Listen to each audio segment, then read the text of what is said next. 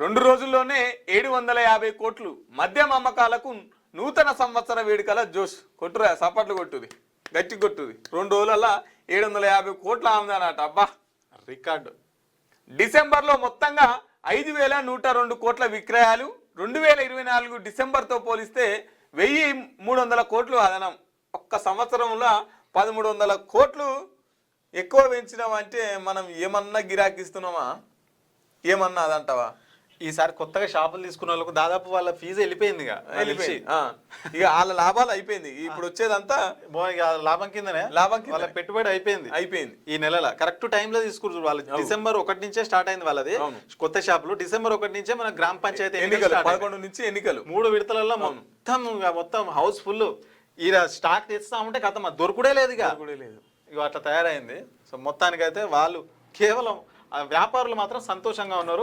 ప్రజలు మాత్రం ఇక తాగి ఇక లివర్ ఖరాబ్ చేసుకున్నాడు, ఆరోగ్యాల పాలవుడు, అప్పుల పాలవుడు. సో ఇవన్నీ అదనంగా బోనస్. రాష్ట్రం ఏ విధంగా బతుకుతుందంటే ఈ యొక్క మందుతోనే. ఈ యొక్క మందు దుకాణం బంద్ చేస్తే రాష్ట్రం అసలు ఒక్క రోజు కూడా నడవలేనటువంటి పరిస్థితి.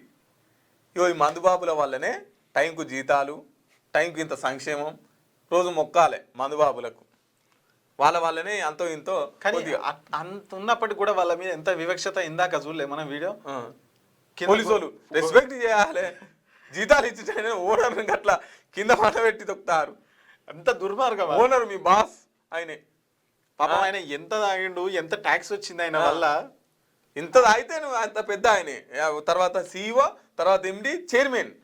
అలా లెవెల్ బట్టి ఎంత ఎక్కువ వస్తే వాళ్ళకి సల్యూట్ కొట్టాలి. సార్ వెరీ గుడ్ సార్, ఈ నెల మాకు టైంకి జీతం వస్తుంది, ఇక ఈ దెబ్బతో మాకు జీతాలు వేస్తారు.